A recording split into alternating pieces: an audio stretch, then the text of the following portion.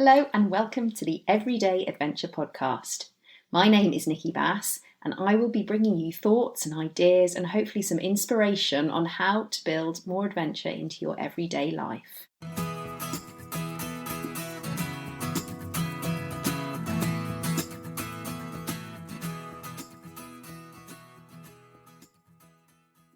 It's really exciting today to welcome Zoe Langley-Wathen to the show.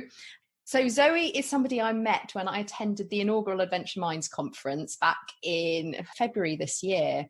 I was lucky enough to be roomies with Zoe, so I got to hear her story in person. So I was really thrilled when she agreed to come on the show and actually to share it with everybody else because it is such a brilliant story. In 2011, she set off backpacking solo along the Southwest Coast Path, which is 630 miles for those that don't know it. And in her own words, this changed her life. Been committed to long distance walking ever since, but also now gives her time to helping other people to step outside of their comfort zone. She's recently set up her new venture, which is HeadRightOut. She's got a Facebook group, she's got a website, and it's all around how help people very much within the aims of this program to live more adventurously and to build their resilience through outdoor adventures and to do the things that really scare them.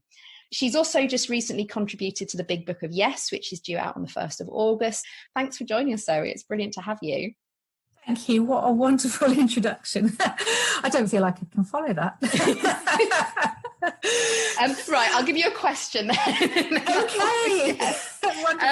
Because I've sort of alluded to it, I didn't want to take too much of your story away from you, and I think it's always better to hear it from somebody in their own words. So I guess it's really what motivated you to set off on the Southwest Coast Path and to do it alone, to do it solo?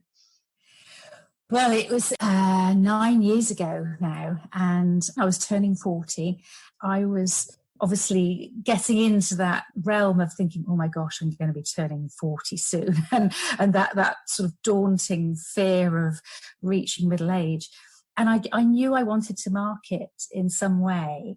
And I wasn't quite sure what that some way was going to be. I wanted it to be a challenge. I wanted to raise money for charity, but I wasn't really kind of connecting with the things that other people were doing. So there was Kilimanjaro, there was doing the Inca Trail, but they just didn't connect with me at that particular moment. I needed it to have some kind of personal relationship with me.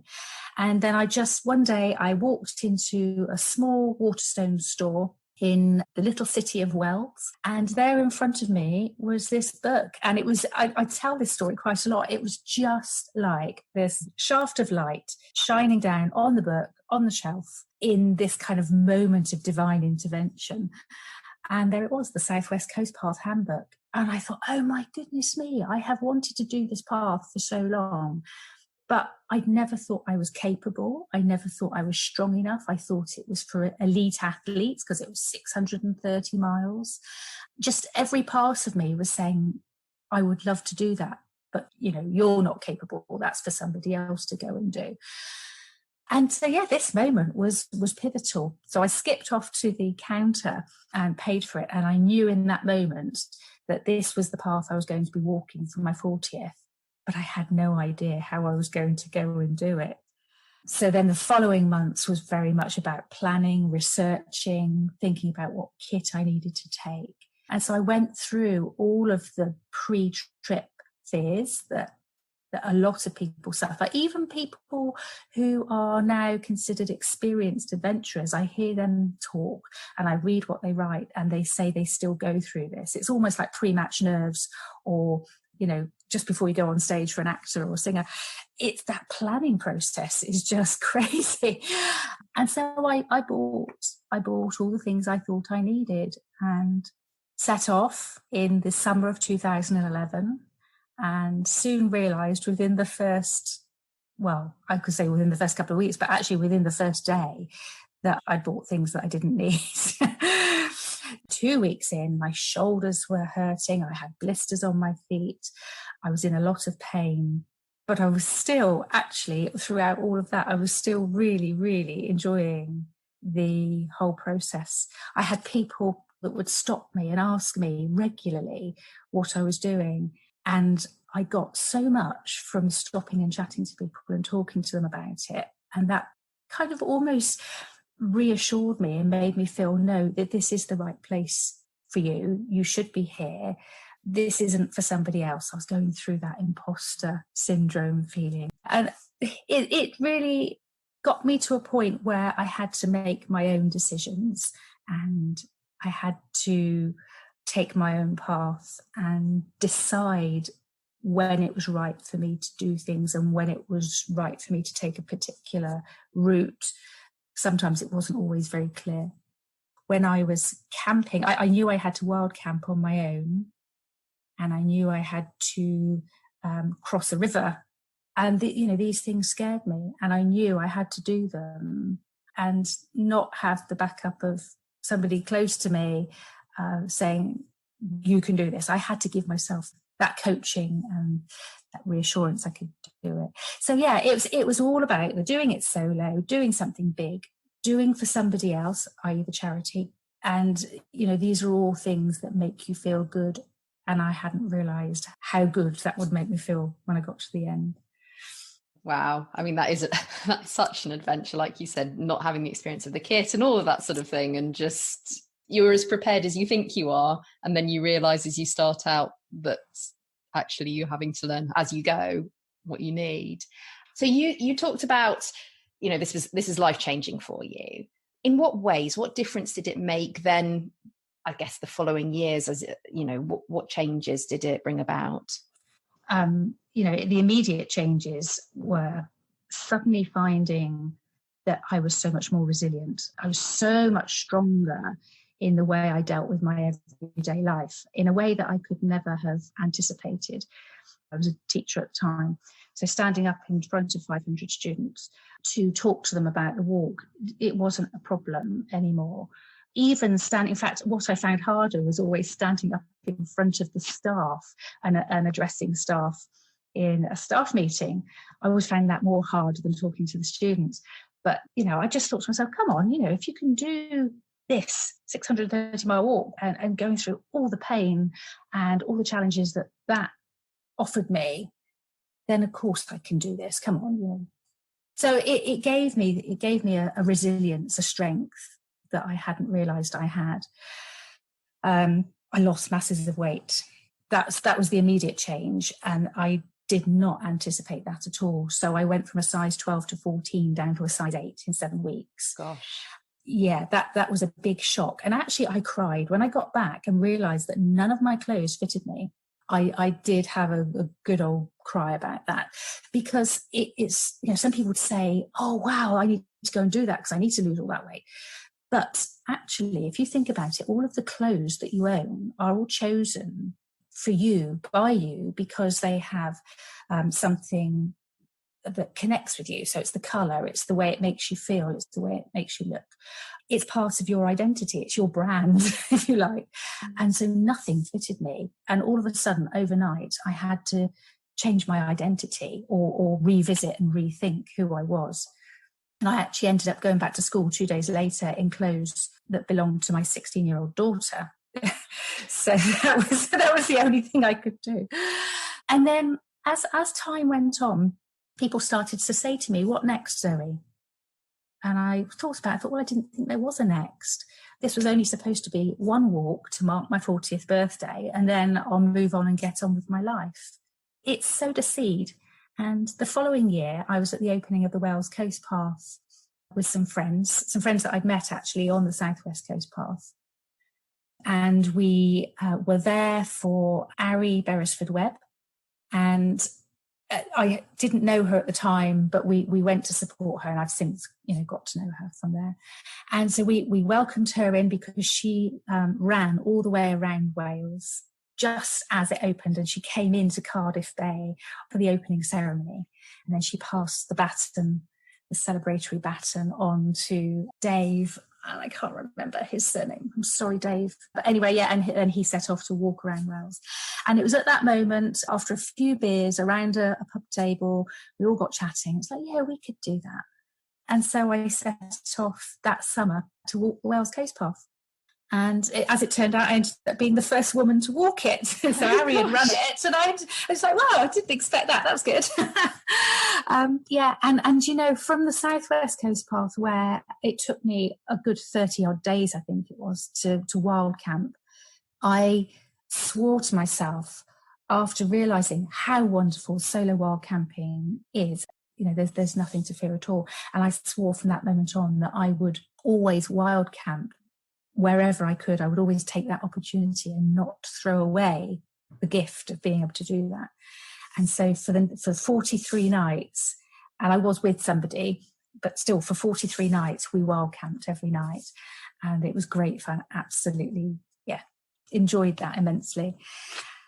And so year on year, it then became this thing. My surname's Wathen. I created a blog called Wath Walk, and I just carried on walking each year and designing new challenges and enjoying it, and enjoying sharing it with the students and the teachers and the parents at school. And life changes, life evolves, and the things that you do have to evolve with it. And so it comes to sort of around about 2017, and I realised that my parents are becoming more frail, and because they're elderly, and that my long distance challenges are temporarily coming to a close. I wouldn't be able to walk very long distances. And so I set up a new challenge, 100 Mappy Days, where I'd go off and do a walk, anything over 2 miles, using a map. 100 Mappy Days became my absolute lifeline, because I knew I needed my outdoor medicine more than ever. I needed to be able to get out and do things in the outside, but I also needed to be there for mum and dad. And so this just gave me the freedom and the opportunity to go out and still feel like I was leading towards a focus, a challenge. I was, oh great, I'm on, walk number 35, and I'm on walk number 40, and kind of gradually walking towards that final goal of 100 days of walking. And I thought I would do it all actually in the first year. It was supposed to be 100 walks in 365 days. And actually by day 50, or walk 50, it was actually New Year's Eve of the first year. So I'd only achieved 50. And that was because we'd had quite a few problems for mum and dad. And we actually lost dad just before New Year. It was just before Christmas that same year. So walk 50 was a stonking walk around the Wye Valley and up to Devil's Pulpit, and that was in memory of dad. So that was a really special one. And so I continued it through into the next year, into 2018, and did another 50 walks. And that was where I then started realising, because I think when you lose somebody, particularly a parent, you start reflecting. And I realised that, I'd been at the school I was teaching at for 13 years, and I needed more from my life. And I absolutely loved the act of teaching, but I was working so much at home on planning and preparation and marking. And I felt there was more. And so in February of 2019, last year, I took that leap of faith and handed in my resignation, not knowing what on earth I was going to do. And the fear, I can't begin to tell you the sickness I had in the pit of my stomach, thinking, oh my gosh, I've got a mortgage to pay. What on earth am I going to do? But you just have to trust. You just have to have faith that things will work out, and that you will find something. You will make it work, because when you're put into that position, you make it work. So I'd already had the idea that I wanted to do something adventure-based, walking-based, and I wanted to set up a website called HeadRightOut. And I had it all planned in my head. This is what I'm going to do, and this is what it's going to be called. And then I typed into the domain name, and somebody already had it. And it was like, oh no. And it was just the worst thing ever, that I couldn't have this name that I'd chosen. No. Yeah. I think a lot of us have been there. Yeah. Yes. And then, so I kind of bashed it around a little bit, and, brainstormed with my husband, and in the end came up with HeadRightOut. And I thought, actually, this has worked out far better, because it's heading right out of your comfort zone, which is what I'm all about. And it's head right out into the outdoors. And it's also about getting your head into the right space, the right mental space. And while I might not suffer with, severe anxiety or mental health problems in that respect, I do, as we all do, we go through stages in our life where we need the outdoors, or we need something to try and smooth over the effects of everyday life and how that's affecting our mental health. And it just worked perfectly. So I launched last year, and I've just been plodding away with it ever since. I've still been working. I've been supply teaching since September, and I actually found I was busier then than when I was at school, because I was doing my supply teaching and then coming home and working on the website and doing other things as well. But it's something that I want to be doing, and I can feel such a deep, meaningful pleasure in what I'm doing. And I can see it growing. I don't necessarily know where it's going to go yet. I've got ideas, but I'm prepared to allow it to just kind of grow organically and see what happens. And I'm loving meeting all the people along the way as a result, like yourself at the Adventure Mind conference. Yeah, no, and that's the best bit. I think that there's so many points in what you've just been talking about. I mean, I love the connection that you're making between both the physical activity and the mental health, how much benefit it brings, and this sort of not even a symbiotic relationship, but this holistic relationship I think that we've got between body, mind, that it's all part of one continuum, and actually it flows between, and it's such a huge benefit. And I think pretty much every guest that I've spoken to so far has talked about actually the psychological benefits in a way outweighing sometimes the physical benefits that you get. And that it's not necessarily linked to the size of the adventure that you do. It's about the type of adventure. And in a way, I think the second point that you bring around the fear. And I know this is something I often talk about with people, and they go, well, I want to go on an adventure, I don't know what to do. And I'm like, well, what is the thing that scares you? What's the thing that when you think about it, leaves you that slightly sicky, icky pit of your stomach feeling that you want to totally do your fight or flight and run in the other direction? That's the thing. Now, it doesn't have to be that it's so huge that you physically, are sick, or that, it's so stressful, but that it's something that, like you said, it just keeps niggling away at you. It's there, and it scares you, but it also thrills you at the same time. So I think you've encapsulated that so perfectly in what you've been talking about. Thank you. I think also it's the fear of the unknown, isn't it? I mean, it's not having the strength for some people to be able to step out into the unknown. I think sometimes we just need somebody to say it'll be okay. But if we can learn to take on that role ourselves and not necessarily rely on that reassurance from somebody else, we also have to be able to rely on ourselves to coach ourselves through these difficult moments. And I think that's what I've learned, that although I became known as the woman who walks because of like the last 10 years of walking, I now feel that actually it's not necessarily about the walking, it's about the resilience, and it's about being able to face your fears. And even if you find it scary, I find masses of things scary, more things than I ever thought I did, actually. I'm starting to discover new things. But I tell myself, scary is good. Come on, Zoe, you can do this. Scary is good. This is good for you. I'm meant to do this. It's about deciding, yes, I can climb this hill. I can climb this ladder. I can pick up that spider. Still haven't done that yet. So you've talked a little bit about where you're heading and what's next. I know you talked about the big book of Yes that's coming out in August, and I know you've been involved heavily in the marketing side of that. Yes. It's actually the biggest book of Yes. Okay. Because there were 3 in the series. So from the Yes tribe, John Doolan 3 years ago created the big book of Yes. Then came the bigger book of Yes, which was 22 short stories. And then this year he decided, okay, I'm going to do the 3rd and final book. And this is the biggest book of Yes. And 49 adventure stories, and it's all for charity. All 3 of them have been for the Teddington Trust, which is a charity that supports people with a rare skin condition called ectoderma pigmentosa. So yes, I'm involved with the marketing of that. That has been a big learning curve. And although it's quite busy at the moment because we're launching on the 1st of August, that is really, really exciting. It's also giving me the experience as well, because I want to write later on. And Yeah, so all of this experience that I'm picking up along the way, I'll be able to use later. It's available to pre-order now on Kindle.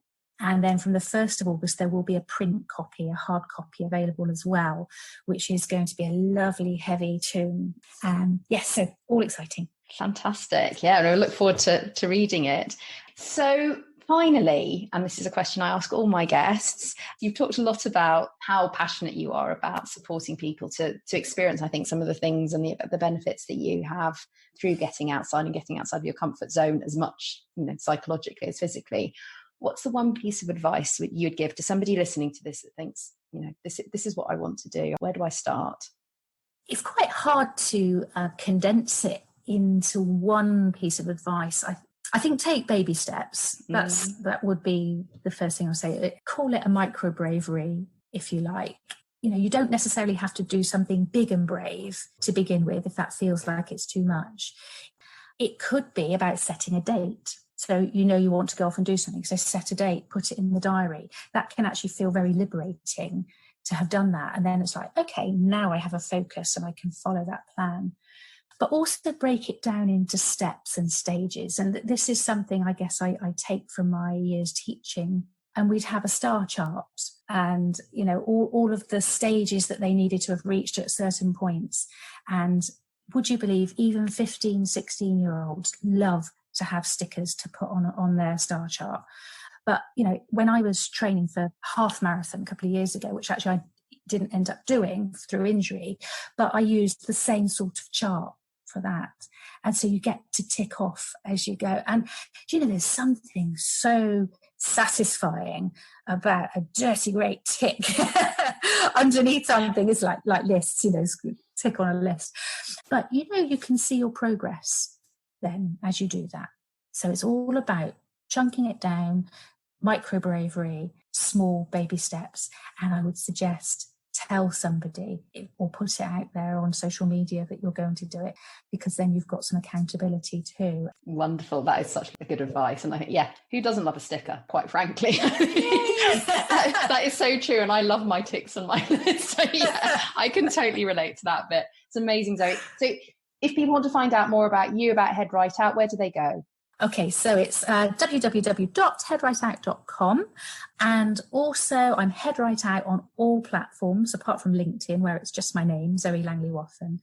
And I'd love for any women who'd love to join the group to come along to Facebook, to the HeadRightOut Hub. And we've got almost 100. It's only been open for 2 weeks and we've got almost 100 women on there already. So it's a women-only group. It's a safe space for people to support one another and to talk about those things that they dearly would love to be able to do but haven't had the courage to do yet. So yes, I'd love to see some people there too. And at that point, sadly, I think both of our internet started to cut out. So we had to end it there. But it was amazing to speak to Zoe. I just wanted to pick up on her point this week when she said it's not necessarily about the walking. When she was talking about how the activities or how the adventures that she's had, what a difference it had made to her life, how life-changing it had been. But that actually it wasn't necessarily the activity itself that brought the change. It was the resilience and the tenacity and the strength and the courage that she both developed, but also realized that she had as a result of taking part in the activities. And I think this goes back to the point that actually when you're trying to think of an adventure, you've got an idea of what you want to do. Because I think we can get sort of comparisonitis with, well, someone's doing this and it sounds so amazing, or, they're scaling this mountain. These are all incredible things, but actually that adventure is such a personal thing to us, that it is really about what is the thing that scares us and excites us. And for some people that might to other people look like it's relatively small. It might feel to you but it might feel that actually it's a really hurdle, and that actually doing that thing will make such a huge difference to your sense of what you're capable of. So I suppose this week it's really thinking about actually what would that adventure be for me? What does that look like? And is it the small thing that I'm just nudging to the back of my head? Is it reaching out to somebody who I've wanted to speak to for a while? You know, often my adventures are reaching out to people I'd love to speak to for the podcast who I find really interesting. But it's putting yourself out there and going, okay, this is something that feels important, but it's still sometimes scary at the same time.